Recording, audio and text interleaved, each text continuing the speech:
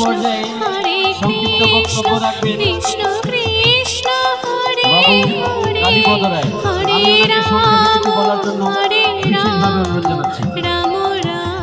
সভাপতি বাংলাদেশ গীতা পরিষদ। ওম নমো ভগবতে বাসুদেবায়।